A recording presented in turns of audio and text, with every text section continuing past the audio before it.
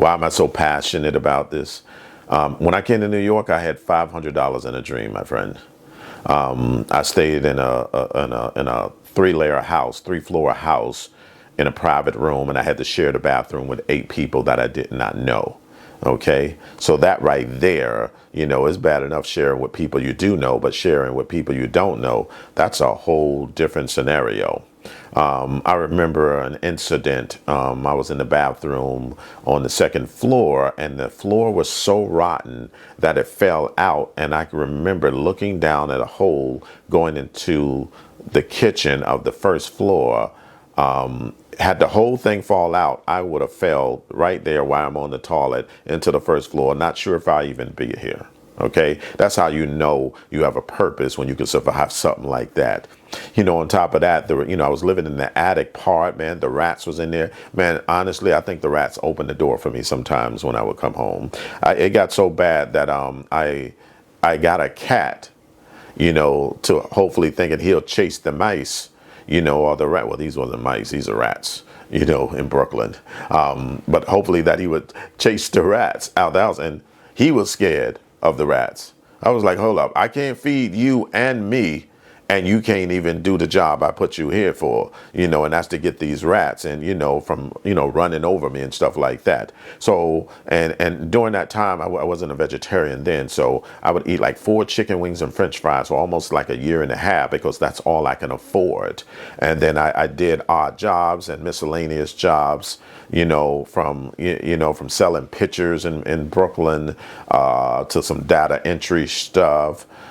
Just so many things I had to survive. I had no one to depend on. So, when I did start to come out of that, and even at a point I had to sleep in my car, and I always said that if God, if you could help me get out of this, I will teach other people how to get out of it and stay out of it. And that's why I'm so passionate about it, because I'm telling you, ain't nothing like sleeping in your car, man. And that's all I'm glad I even had a car, because right outside the car, there was other people that were sleeping on the street. So that's why I'm so passionate, because I know how low I can get, and I had no one to call. All right, I may have one friend that called me and that knew, and they asked me, hey, did you could I get you some peanut butter and jelly sandwiches or something like that. I had too much pride to call home to my mom and let her know I was sleeping in my car at that time, but I knew there would be a way out, and so I depended on no one, and I did what I did. You know what I'm saying?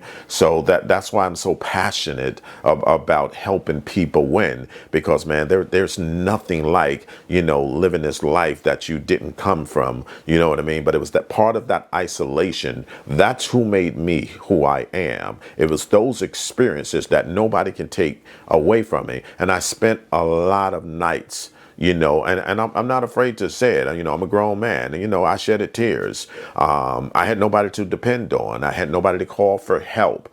But you know what? It made me who I am, because now I don't depend on anybody for anything, because I do what is required to get me where I need to go. And that's why I've had the success I've had. And so that's why I'm honestly so passionate about helping others, because I wish I had somebody to guide me at that particular time. I mean, I do have a coach now. I didn't have one prior to that.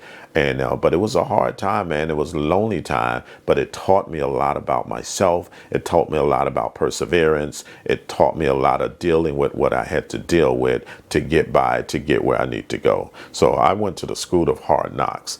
That is why I'm so passionate about winning and helping other people's win, because I wouldn't put that on anybody else or what I went through. It was hard, man. And when I tell you that, sorry being a little graphic here, but I used to have to pee in a jug, because I couldn't get into the bathroom quick enough. And then before the jug get all filled up, then I'll take it down to the bathroom when it was empty, pour it out, and then bring it back up. That was the things I had, and I'm not afraid and I'm not ashamed, because that's who made me who I am. I don't have to do that now, but I tell you where I come from. See, a lot of times people see your glory, but they don't know your story.